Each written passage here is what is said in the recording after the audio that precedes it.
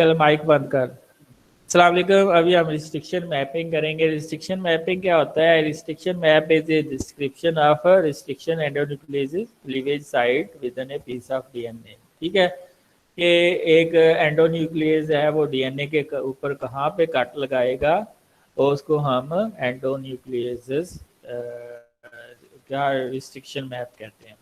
Restriction enzyme कौन कौन से हैं? टाइप 1 और type 3 recognise specific sequence but cut elsewhere, और टाइप 2 कट भी उधर ही करता है जहाँ पे रिकग्नाइज करता है।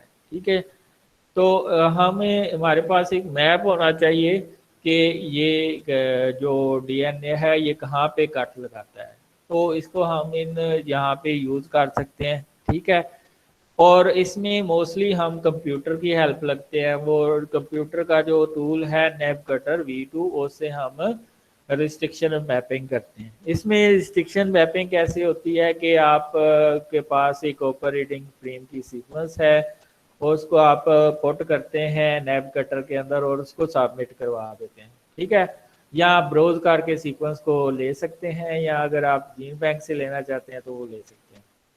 तो आपने इधर सीक्वेंस पुट कर देनी है और नैब कटन को प्रेस करके सबमिट कर। अगर आपका क्रोमोसोम लीनियर है तो लीनियर पे क्लिक कर देना है तो सबमिट करवा देना।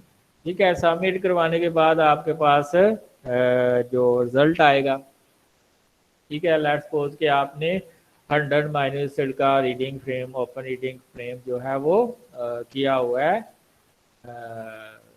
टिक किया हुआ है, तो आपके पास रिजल्ट भी 100 जो क्या आएंगे 100 माइनस के, तो ये कहाँ पे कट आएगा वो आपको पता लग जाएगा। फिर आप कस्टम डाइजेस्ट के ऊपर जाएंगे। कस्टम डाइजेस्ट में क्या होता है कि आपको पता लग जाएगा कि कौन सा एंडोन्यूक्लियस कहाँ पे कट लगा सकता है। तो इसमें आप सिलेक्ट करते हैं एक इसमें से एंजाइम जो जो 4 जगह पे कट लगाएगा डीएनए के ऊपर।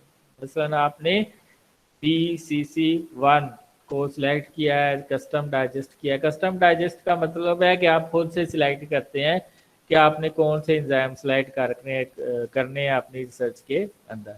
ठीक है, फिर आप क्या करते हैं, व्यू जेल के ऊपर जाते हैं। व्यू जेल में आपको पता चल जाता है कि कितने फ्रैगमेंट्स बनेंगे और उनकी क्या लेंथ होगी और जेल के ऊपर उनका क्या पैटर्न होगा, और आपने जेल जो बनानी है वो कितने परसेंट बनानी है वो भी आपको पता चल जाएगा। जितनी ज़्यादा लेंथ होगी उतनी हम कम परसेंटेज की जेल बनाते हैं, और जितनी लेंथ कम होगी उतनी हाई परसेंटेज की जेल बनाते हैं। तो ये जो हम नैब कटर टूल है इसको यूज़ करके कौन सा रिस्ट्रिक्शन रैम यूज़ करना है वो हमें पता चल जाता है। ठीक है, तो फिर इसकी आगे एप्लीकेशन होनी है कि इसके अंदर से ये जो जीन ऑफ इंटरेस्ट कट किया है इसकी मल्टीपल कॉपी बनाना चाहते हैं या इसको क्लोनिंग में यूज़ करना चाहते हैं, वो आपकी मर्जी है। वो आगे इसकी मल्टीपल एप्लीकेशन है जो आप बाद में उसको यूज़ करके कई तरह से उसके रिजल्ट को ले सकते हैं। That's all.